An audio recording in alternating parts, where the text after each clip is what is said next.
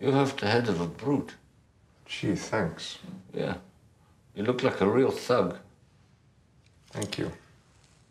If I was to paint you as I see you now and a policeman was to see this painting, you'd be thrown in jail like that. Well, then perhaps we shouldn't continue. No, no, no. It's all right, because I'll never be able to paint you as I see you. You sure? Yes, of course. It's impossible. That was a clip from Final Portrait. I'm absolutely delighted to be joined by its writer and director, Stanley Tucci. This is the first time we've chatted with you of you being in this role of writer-director and not an actor. Yeah, that's right, yeah. Do you enjoy it more? But yeah, as I get older, yeah, I do, because you don't have to wait in your trailer for somebody to come and say, okay, we're ready for you now. You know, you get to control the time. Tell me a little bit about this film. How would you describe it?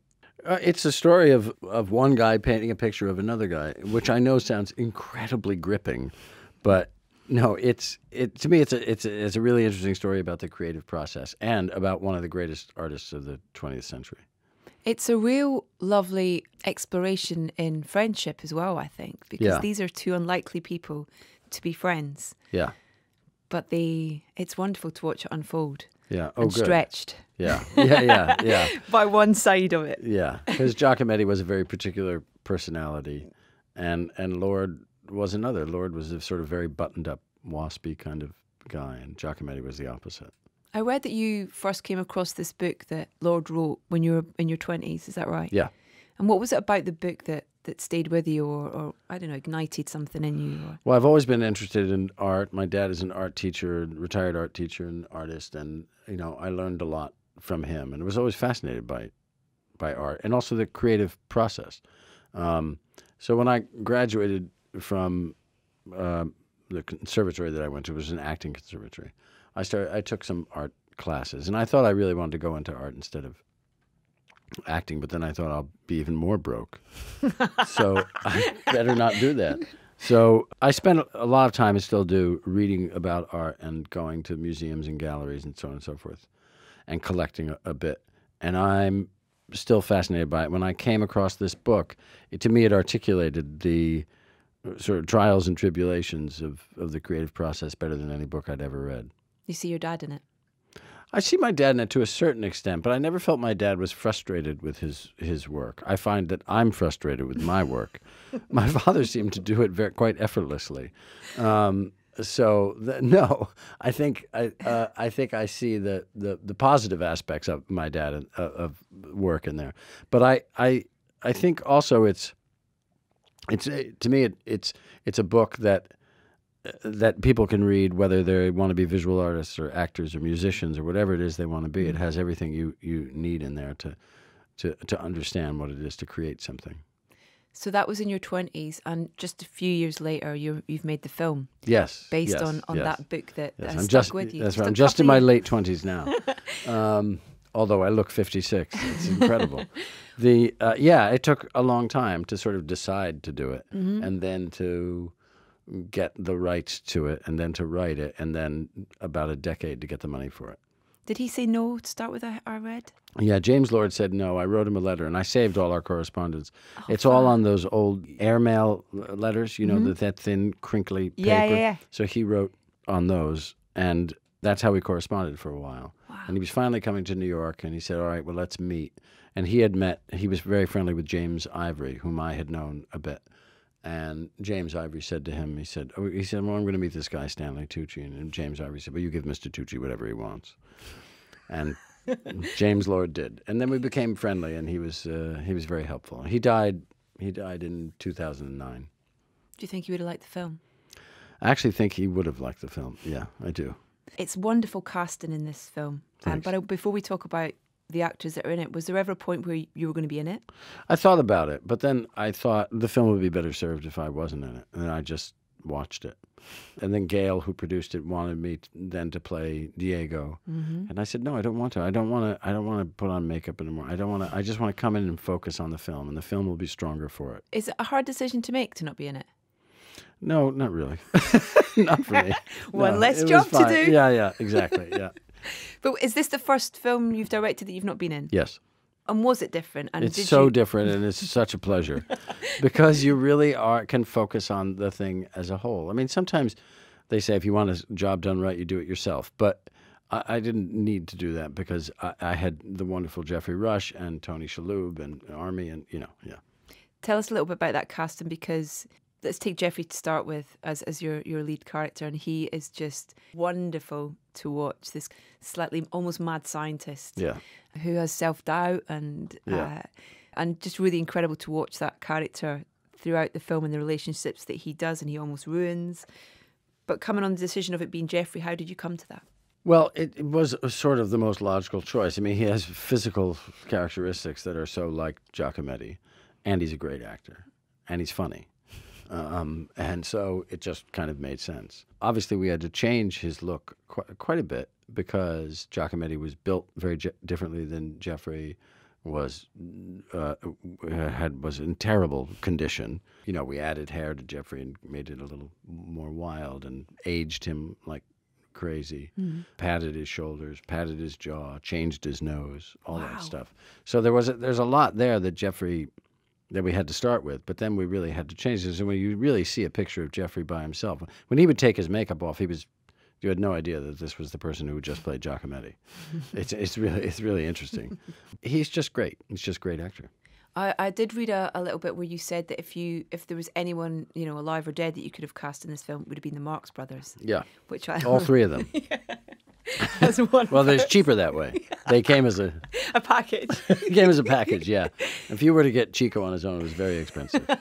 And if you were to hire none of them, it would be really expensive anyway. But that tells you, I think, for people who are, maybe going to see the film, about the tone of the film, because it's very funny. And the pair of them as well together are just... It's funny. Great. I mean, the thing is, the book is funny.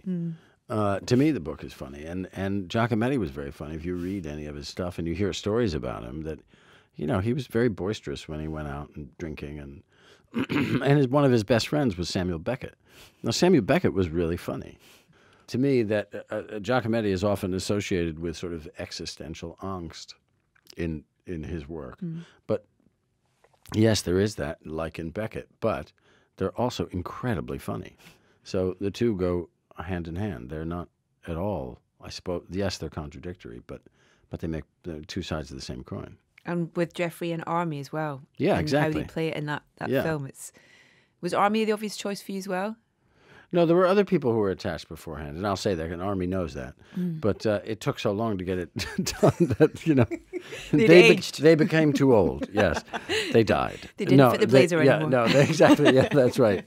It would have been too much time in makeup. But casting a film is always hard because you need people of a certain status, particularly a small film. You need people of a certain status who make the investors and distributors happy, and luckily, and you try to find the person who fits that, but also who can act and who's right for the role. So it's a very difficult thing. But Army was perfect in every way, and also just probably the nicest person you'll ever meet. There's some little just one-liners in the film as well that are. I want to talk to you about writing the script as well, but where he says, "You could have been a spy," and he's like, I am a spy. Yeah. It's just little things like that. How easy was it for you to write the script? Because this book was very influential on you, and was everything in the book? No, not everything. No, like that scene was not. That scene was a different scene originally, and on the day we came to shoot that scene, they rehearsed it, and I said, I hate this scene. It was about Tony talking about watching his brother and father paint in the studio when they were young, and it was whole sort of maudlin, I don't know, it was just bad. And I said, I have an idea for a scene. We'll do it tomorrow. And they were like, what are you talking about? I said, don't worry about it. It's like 3 lines. Don't worry about it. And I gave them that scene that you just said about, because in the book, Giacometti is reading The Spy Who Came In From the Cold, but I just made it Diego was reading the book instead. And he says, I'm reading this book. Spy comes in, he said, He said, well, what's it about? He says, it's about a spy who comes in from the cold. And he goes, and then looks at him and says, you could be a spy. And he says, I am a spy. And it just came to me one day when we were shooting, and I thought, that's the scene. That's a much more interesting scene than a story about the past that we don't We don't need it. We don't need it. We've been talking about art. We've been talking about, let's talk about something completely different. And the idea that he is a spy, that they're both little kind of spies a little bit. But I think Lord in particular was a spy. As someone who came into artist studios, Giacometti's studio, Picasso's studio, Balthus's studio. He spent a lot of time with these people, and he's a bit of a spy. He also worked in the Army intelligence, which I think is really interesting. That was where he came out of. He came out of Army intelligence in World War II and ended up staying in Paris. And nearly got broke by sitting for an artist for 18 right, days. exactly, yeah.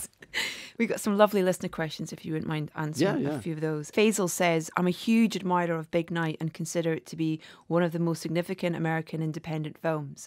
Are there any plans for a restoration, a possible cinematic re-release, or a Criterion Collection edition for devoted fans? Wow, that is so lovely. I have no, we're not even sure if a print of the film exists anymore. There may be one print someplace. Wow. I'm not quite sure. Because it was a small movie, and I think people weren't really planning on it becoming as widely accepted or loved as it is. So we have no plans for any of that, unfortunately. Whoever has the print, though, please do get in touch. Yeah, please send it over. If you can.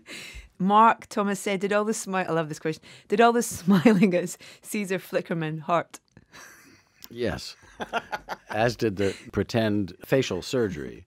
Because what we did, obviously, I didn't have facial surgery. We taped my head back with tape and face back with tape. So you're like that for about 12 to 15 hours. That was painful. Andy says, is there a biopic yet to be made to whom you would give your right arm to play?